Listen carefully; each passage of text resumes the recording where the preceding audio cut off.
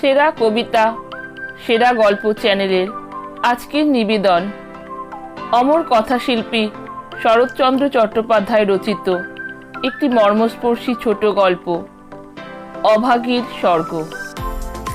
গল্পটিতে সূত্রধরের ভূমিকায় এবং অভাগীর ভূমিকায় আছি আমি অনামিকা সরকার, কাঙালিচরণের ভূমিকায় অনুষ্কা সরকার এবং অন্যান্য পুরুষ কণ্ঠে আছেন ডক্টর দেবব্রত সরকার। এই ধরনের আরও সুন্দর সুন্দর ছোট গল্প এবং কবিতা শোনার জন্য আমার চ্যানেলটিকে এখনই সাবস্ক্রাইব করুন এবং পাশে থাকা বেল আইকনটি ক্লিক করুন। তাহলে শুরু করা যাক আজকে ছোট গল্প অমর কথাশিল্পী শরৎচন্দ্র চট্টোপাধ্যায় রচিত অভাগীর স্বর্গ। ঠাকুরদাস মুখুজ্জের বর্ষীয়সী স্ত্রী 7 দিনের জ্বরে মারা গেলেন। বৃদ্ধ মুখোপাধ্যায় মহাশয় ধানের কারবারে অতিশয় সঙ্গতিপন্ন। তার 4 ছেলে 3 মেয়ে, ছেলে মেয়েদের ছেলেপুলে হইয়াছে। জামাইরা, প্রতিবেশীর দল, চাকর বাকর, সে যেন একটা উৎসব বাঁধিয়া গেল। সমস্ত গ্রামের লোক ধুমধামে সব যাত্রা ভিড় করিয়া দেখিতে আসিল।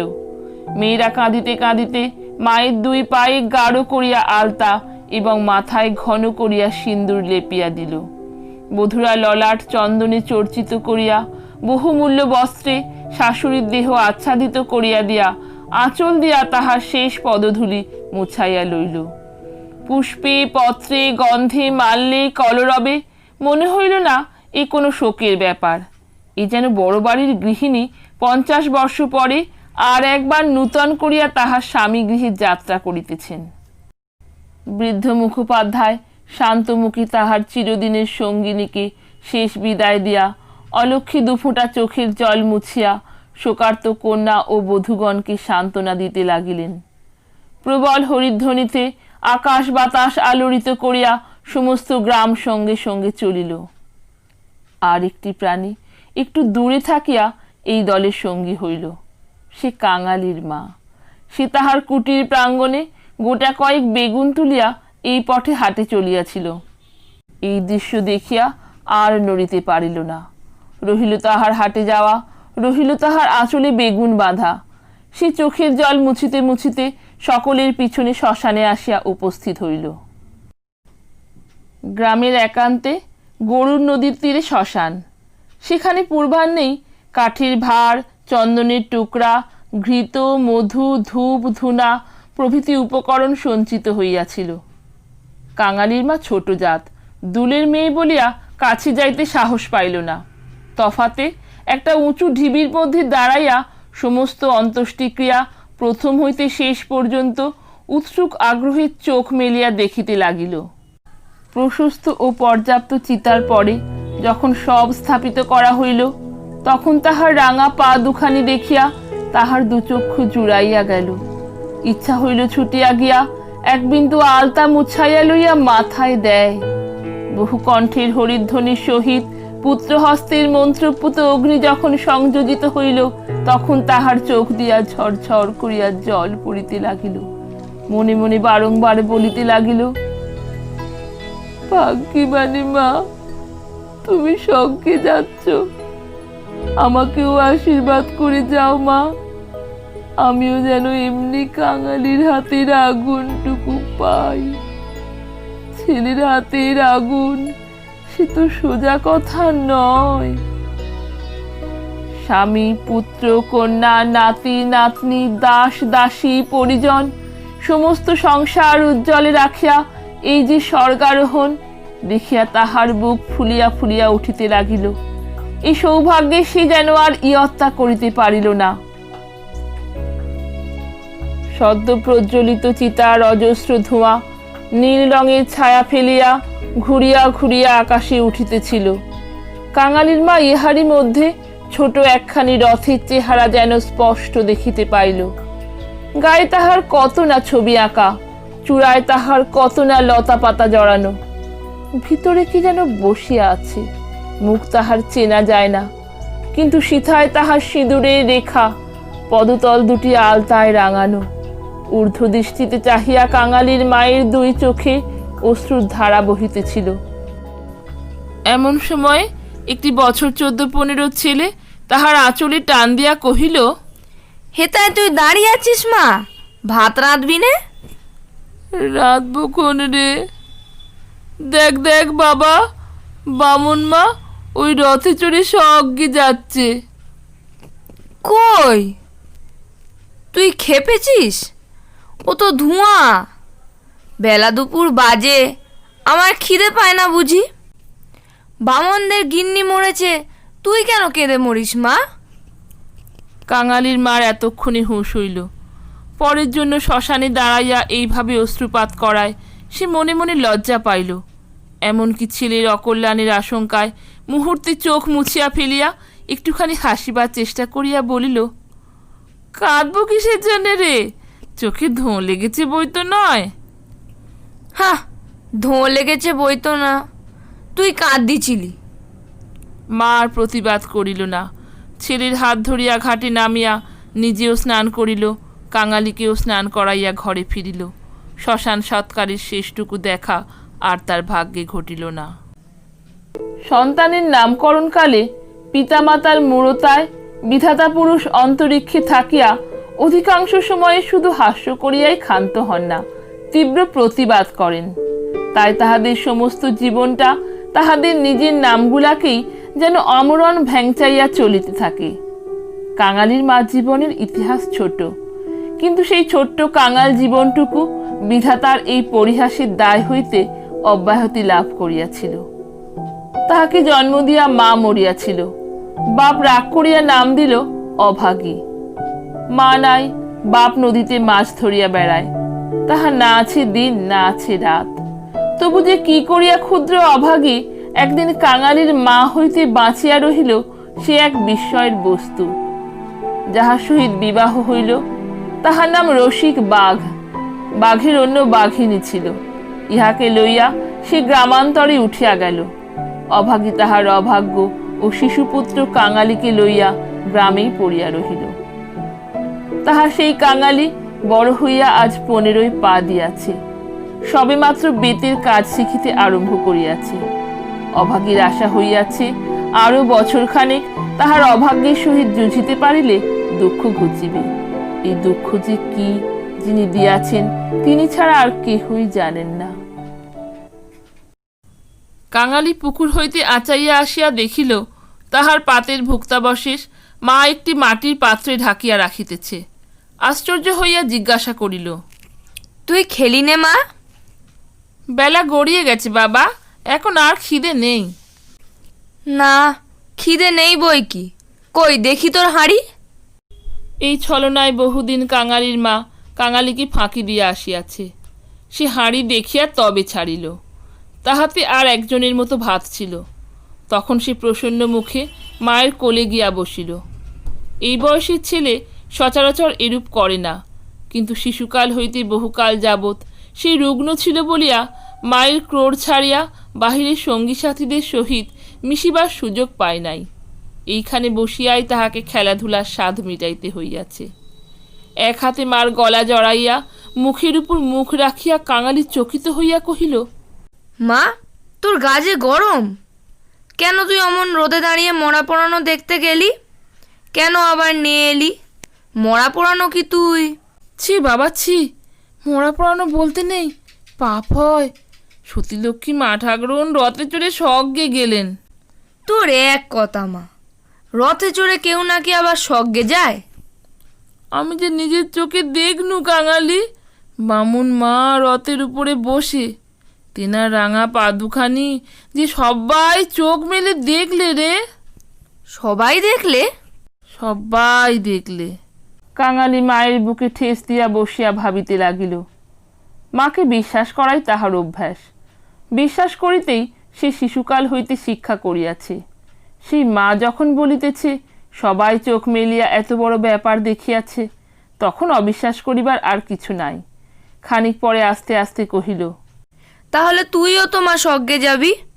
বিন্দির মা সেদিন রাখালের পিসিকে বলতেছিল, ক্যাংলার মার মতো সতীলক্ষ্মী আর দুলে পাড়ায় নেই। বাবা যখন তোকে ছেড়ে দিলে তখন তোরে কত লোক তো নিকে করতে সাদাসাদি করলে, কিন্তু তুই বললি না, বললি কাঙালি বাঁচলে আমার দুঃখ ঘুচবে। আবার নিকে করতে যাব কিসের জন্যে? হ্যাঁ মা, তুই নিকে করলে আমি কোথায় থাকতুম? আমি হয়তো না খেতে পেয়ে এতদিনে কবে মরে যেতুম। মা ছেলেকে দুই হাতে বুকে চাপিয়া ধরিল। বস্তুত সেদিন তাহাকে এই পরামর্শ কম লোকে দেয় নাই, এবং যখন সে কিছুতেই রাজি হইল না, তখন উৎপাত উপদ্রবও তাহার প্রতি সামান্য হয় নাই, সেই কথা স্মরণ করিয়া অভাগী চোখ দিয়া জল পড়িতে লাগিল। ছেলে হাত দিয়া মুছাইয়া দিয়া বলিল, ক্যাতাটা পেতে দেব মা, শুবি? মা চুপ করিয়া রহিল। কাঙালি মাদুর পাতিল, কাঁথা পাতিল, মাচার উপর হইতে ছোট বালিশটি পাড়িয়া দিয়া হাত ধরিয়া তাহাকে বিছানায় টানিয়া লইয়া যাইতে মা কহিল, কাঙালি, আজ তোর আর কাজে গিয়ে কাজ নেই বাবা। কাজ কামাই করিবার প্রস্তাব কাঙালির খুব ভালো লাগিল, কিন্তু কহিল, জলপানির পয়সা দুটো তো তাহলে দেবে না মা? না দিগ্গে, আয় তোকে রূপ কথা বলি। আর প্রলুব্ধ করিতে হইল না। কাঙালি তৎক্ষণাৎ মায়ের বুক ঘেঁষিয়া শুইয়া পড়িয়া কহিল, বল তাহলে, রাজপুত্তুর, কোটালপুত্তুর আর সেই পক্ষীরাজ ঘোড়া? অভাগী রাজপুত্র, কোটালপুত্র আর পক্ষীরাজ ঘোড়ার কথা দিয়া গল্প আরম্ভ করিল। এ সকল তাহার পরের কাছে কতদিনের শোনা এবং কতদিনের বলা উপকথা। কিন্তু মুহূর্ত কয়েক পরে কোথায় গেল তাহার রাজপুত্র আর কোথায় গেল তাহার কোটালপুত্র? সে এমন উপকথা শুরু করিল যাহা পরের কাছে তাহার শেখা নয়, নিজের সৃষ্টি। জ্বর তাহার যত বাড়িতে লাগিল, উষ্ণ রক্তস্রোত যত দ্রুত বেগে মস্তিষ্কে বহিতে লাগিল, ততই সে যেন নব নব উপকথার ইন্দ্রজাল রচনা করিয়া চলিতে লাগিল। তাহার বিরাম নাই, বিচ্ছেদ নাই। কাঙালির স্বল্প দেহ বারবার রোমাঞ্চিত হইতে লাগিল। ভয়ে বিস্ময়ে পুলকে সে সজোরে মায়ের গলা জড়াইয়া তাহার বুকের মধ্যে যেন মিশিয়া যাইতে চাহিল। বাহিরে বেলা শেষ হইল, সূর্য অস্ত গেল। সন্ধ্যার ম্লান ছায়া গাঢ়তর হইয়া চরাচর ব্যাপ্ত করিল, কিন্তু ঘরের মধ্যে আজ আর দীপ জ্বলিল না। গৃহস্থের শেষ কর্তব্য সমাধা করিতে কেহ উঠিল না। নিবিড় অন্ধকারে কেবল রুগ্ন মাতার অবাধ গুঞ্জন নিস্তব্ধ পুত্রের কর্ণে সুধা বর্ষণ করিয়া চলিতে লাগিল। শেষেই শ্মশান ও শ্মশান যাত্রার কাহিনী। সেই রথ, সেই রাঙা পা দুটি, সেই তার স্বর্গে যাওয়া। কেমন করিয়া শোকার্ত স্বামী শেষ পদধূলি দিয়া কাঁদিয়া বিদায় দিলেন, কি করিয়া হরিধ্বনি দিয়া ছেলেরা মাতাকে বহন করিয়া লইয়া গেল। তারপরে সন্তানের হাতের আগুন। সে আগুন তো আগুন নয় কাঙালি, সে তো হরি। তার আকাশ জোড়া ধোঁ তো ধোঁ নয় বাবা, সে তো স্বর্গের রথ। কাঙালি চরণ বাবা আমার। কেন মা? তোর হাতে আগুন যদি পাই বাবা, বামন মার মতো আমিও স্বর্গে যেতে পাবো। যা, বলতে নেই। ছোট জাত বলে তখন কিন্তু কেউ ঘেন্না করতে পারবে না। দুঃখী বলে কেউ ঠেকিয়ে রাখতে পারবে না। ইস, ছেলের হাতের আগুন, রথকে যে আসতেই হবে বাবা। বলিস নে মা, বলিস নে, আমার বড্ড ভয় করে। আর দেখ কাঙালি, তোর বাবাকে একবার ধরে আনবি, অমনি যেন পায়ের ধুলো মাথায় দিয়ে আমাকে বিদায় দেয়। অমনি পায়ে আলতা, মাথায় সিঁদুর দিয়ে। কিন্তু কে বা দেবে? তুই দিবি না রে কাঙালি, তুই দিবি। তুই আমার ছেলে, তুই আমার মেয়ে, তুই আমার সব। অভাগীর জীবন নাট্যের শেষ অঙ্ক পরিসমাপ্ত হইতে চলিল। বিস্তৃতি বেশি নয়, সামান্যই। বোধ করি 30টা বৎসর আজও পার হইয়াছে কি হয় নাই, শেষও হইল তেমনি সামান্যভাবে। গ্রামে কবিরাজ ছিল না, ভিন্ন গ্রামে তাহার বাস। কাঙালি গিয়া কাঁদাকাটি করিল, হাতে পায়ে পড়িল, শেষে ঘটি বাঁধা দিয়া তাহাকে 1 টাকা প্রণামী দিল। তিনি আসিলেন না, গোটা চারেক বড়ি দিলেন। তাহার কত কি আয়োজন! খল, মধু, আধার সত্ত্ব, তুলসী পাতার রস। কাঙালির মা ছেলের প্রতি রাগ করিয়া বলিল, কেন কেন তুই আমাকে না বলে ঘটি বাঁধা দিতে গেলি বাবা? হাত পাতিয়া বড়ি কয়টি গ্রহণ করিয়া মাথায় ঠেকাইয়া উনানে ফেলিয়া দিয়া কহিল, ভালো হইতো এতেই হব। বাগদিধুরের ঘরে কেউ কখনো ওষুধ খেয়ে বাঁচে না। দিন 2-3 এমনি গেল। প্রতিবেশীরা খবর পাইয়া দেখিতে আসিল। যে যাহা মুষ্টিযোগ জানিত, হরিণের শিং ঘষা জল, গেঁটে কড়ি পুড়াইয়া মধুতে মারিয়া চাটাইয়া দেওয়া ইত্যাদি অব্যর্থ ওষুধের সন্ধান দিয়া যে যাহার কাজে গেল। ছেলে মানুষ কাঙালি ব্যতিব্যস্ত হইয়া উঠিতে মা তাহাকে কাছে টানিয়া লইয়া কহিল, কবরেজের বড়িতে কিছু হলো না বাবা? আর ওদের ওষুধে কাজ হবে? আমি এমনি ভালো হব। তুই বড়ি তো খেলি না মা, উনুনে ফেলে দিলি। এমনি কি কেউ সারে?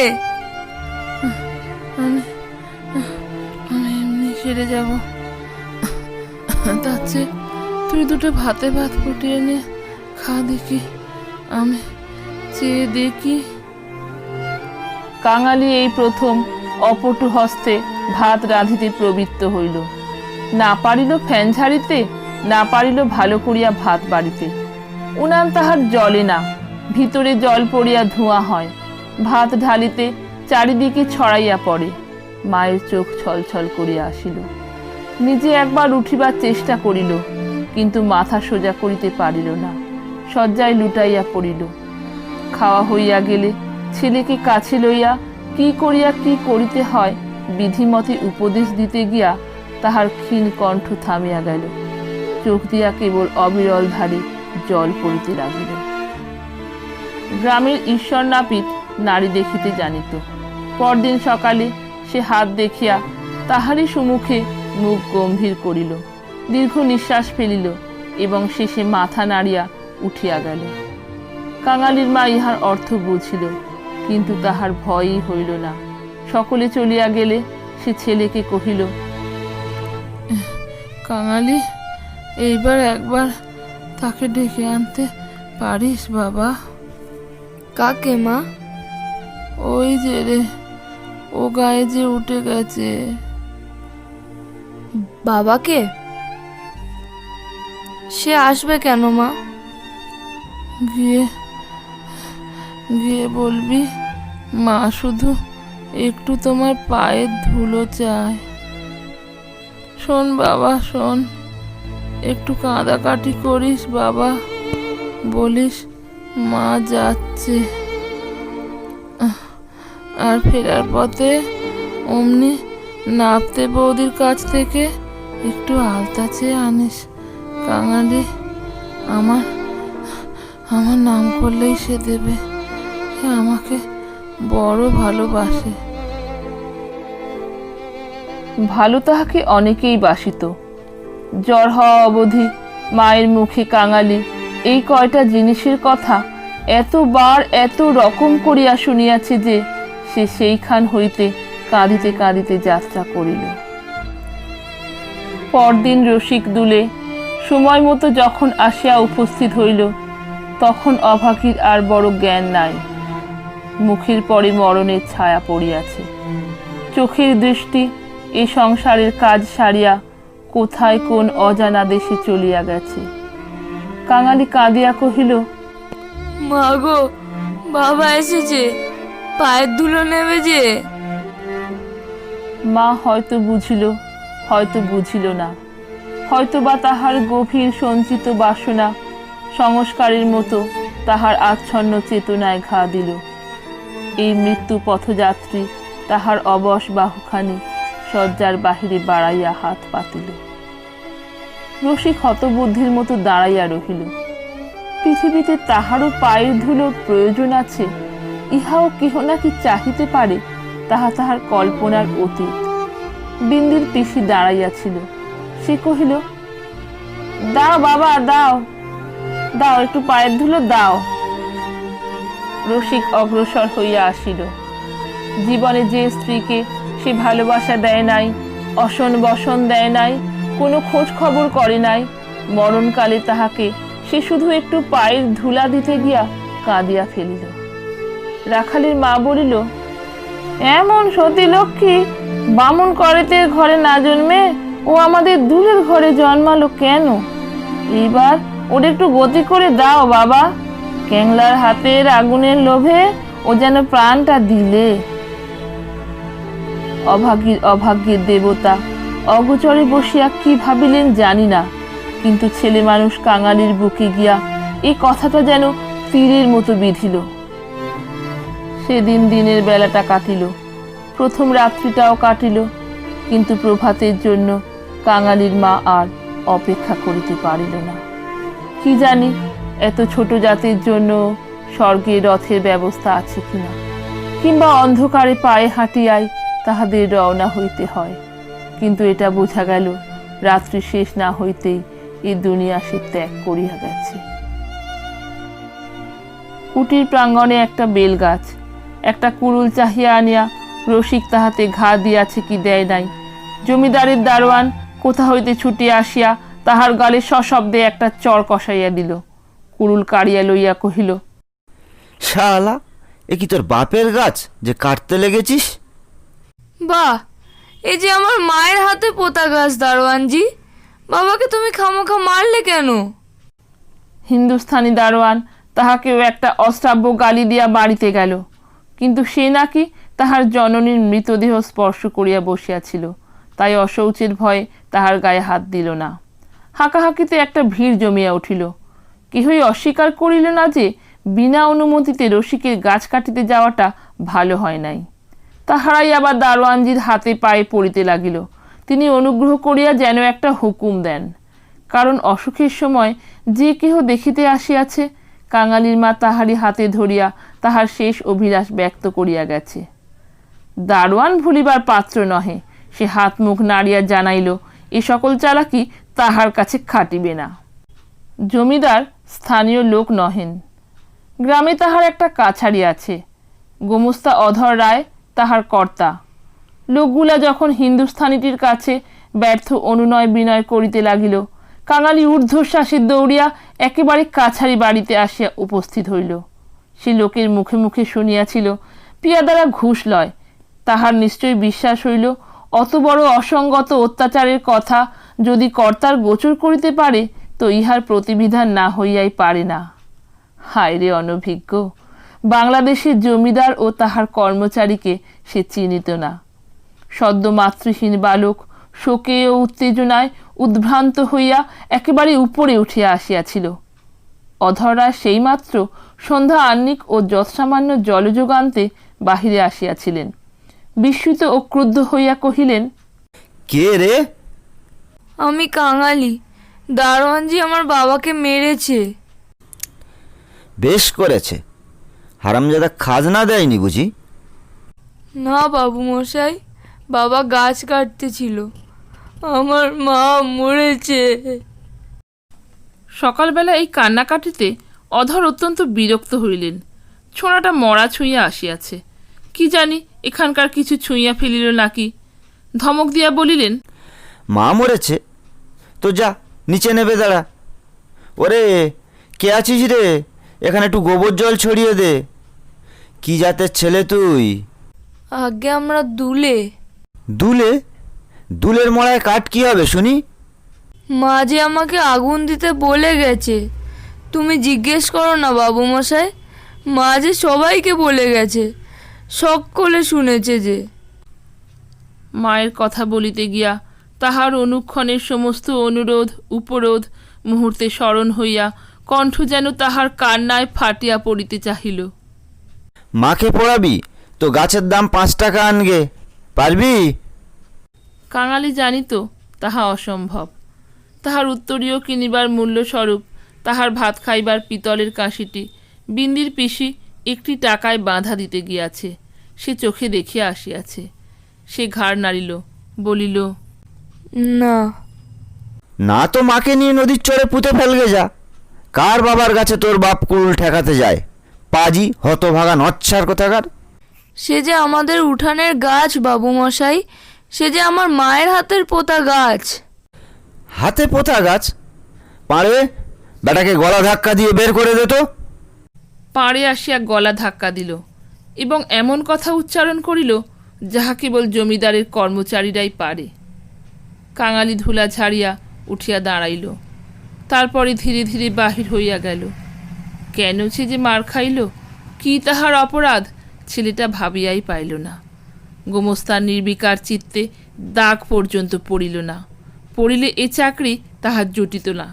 কহিলেন, পরেশ, দেখো তো হে, এ বেটার খাজনা বাকি পড়েছে কিনা। থাকে তো জালটাল কিছু একটা কেড়ে এনে যেন রেখে দেয়, হারামজাদা পালাতে পারে। মুখুজ্জি বাড়িতে শ্রাদ্ধের দিন, মাঝে কেবল একটা দিন মাত্র বাকি। সমারোহের আয়োজন গৃহিণীর উপযুক্ত করিয়াই হইতেছে। বৃদ্ধ ঠাকুরদাস নিজে তত্ত্বাবধান করিয়া ফিরিতেছিলেন। কাঙালি আসিয়া তাহার সম্মুখে দাঁড়াইল, কহিল, ঠাকুরমশাই, আমার মা মারা গেছে। তুই কে? কি চাস তুই? আমি কাঙালি, মা বলে গেছে তেনাকে আগুন দিতে। তা দিগে না। কাছারির ব্যাপারটা ইতিমধ্যেই মুখে মুখে প্রচারিত হইয়া পড়িয়াছিল। একজন কহিল, ও বোধহয় একটা গাছ চায়। এই বলিয়া সে ঘটনাটা প্রকাশ করিয়া কহিল। মুখুজ্জি বিস্মিত ও বিরক্ত হইয়া কহিলেন, শোনো আবদার, আমারই কত কাঠের দরকার, কাল বাদে পরশু কাজ। যা যা, এখানে কিছু হবে না, এখানে কিছু হবে না। এই বলিয়া অন্যত্র প্রস্থান করিলেন। ভট্টাচার্য মহাশয় অদূরে বসিয়া ফর্দ করিতেছিলেন। তিনি বলিলেন, তোদের যেতে কে কবে পোড়ায় রে? যা, মুখে একটু নুড়ো জেলে দিয়ে নদীর চড়ায় মাটি দেগে। মুখোপাধ্যায় মহাশয়ের বড় ছেলে ব্যস্ত সমস্তভাবে এই পথে কোথায় যাইতেছিলেন।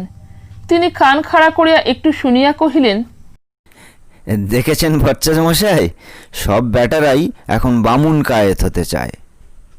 বলিয়া কাজের ঝোঁকে আর কোথায় চলিয়া গেলেন। কাঙালি আর প্রার্থনা করিল না। এই ঘণ্টা দুয়েকের অভিজ্ঞতায় সংসারে সে যেন একেবারে বুড়া হইয়া গিয়াছিল। নিঃশব্দে ধীরে ধীরে তাহার মরা মায়ের কাছে গিয়া উপস্থিত হইল। নদীর চরে গর্ত খুঁড়িয়া অভাগীকে শোয়ানো হইল। রাখালের মা কাঙালির হাতে একটা খড়ের আঁটি জ্বালিয়া দিয়া তাহারই হাত ধরিয়া মায়ের মুখে স্পর্শ করাইয়া ফেলিয়া দিল। তারপরে সকলে মিলিয়া মাটি চাপা দিয়া কাঙালির মায়ের শেষ চিহ্ন বিলুপ্ত করিয়া দিল। সবাই সকল কাজে ব্যস্ত।